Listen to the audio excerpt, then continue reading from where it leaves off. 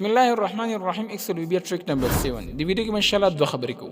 اول show high ribbon with QT rows in columns.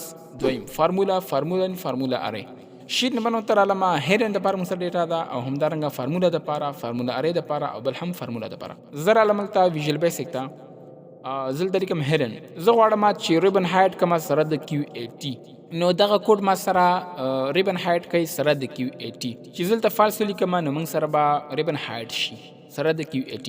اوس که زه ټرو لیکم موږ سره اتوماتیکلی شو شي. اوس راځو دویم نمبر ته چې هغه موږ سره دی hide or show rows in columns. خو دا موږ سره اولډ میتھډ دی صحیح ده. نو که زه اوس فالس لیکم ماته به اتوماتیکلی هغه شو شي. کالم لیکم ټرو ورته لیکم موږ سره کالم hide show A5. اوس فالس لیکم ماته اتوماتیکلی راغی. اوس موږ سره دغه نیو میتھډ دی. زه لیکم چې روز 5 ډاټ هیډن از اکوال ټو ټرو پنځم رو موږ ته هایډ شو. فالس لیکم ان هایډ شو. 7 لیکم ټرو ته لیکم موږ سره اتوماتیکلی دا هایډ شو. فالس لیکم موږ سره ان هایډ شو. 7 څخه ونیسه تر 14 پورې خو ډبل کوټس کې دننه دا موږ سره هایډ شو. فالس لیکم ما سره اتوماتیکلی ان هایډ شو. صحیح ده. اوس زه کالمز لیکم بی ورته لیکم دغه ماته هایډ کا نو زه به ټرو ورته ولیکم ماته به هایډ شي. که زه فار ایگزامپل فالس ورته ولیکم ماته به اتوماتیکلی ان هایډ شي. زه ورته چې د 20 څخه تر ډي پورې ټرو مې ورته واخیست ماته هایډ شو. فالس لیکم ان هایډ شو ماته. صحیح ده کنه.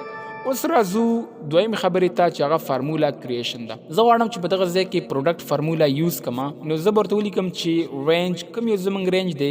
زموږ رینج J3 څخه ونیسه تر J4 څخه ونیسه تر J7 پورې دا زموږ فارمولا رینج دی. ښه دې کې ته څه کې زه پروډکټ کوم د کم یو د H4 او همداشان د I4 خو ریلیټیو ریفرنس ځکه چې په ټوله کې خپل ریفرنس یوز شي د خپلې سیل.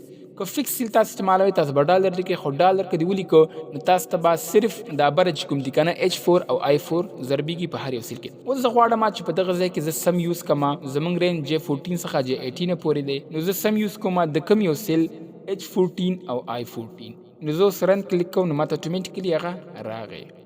اوس راځو فارمولا اره ته. موږ سره رینج کوم یو دی L3 موږ سره رینج دی خو فارمولا اره رینج دی. صحیح ده.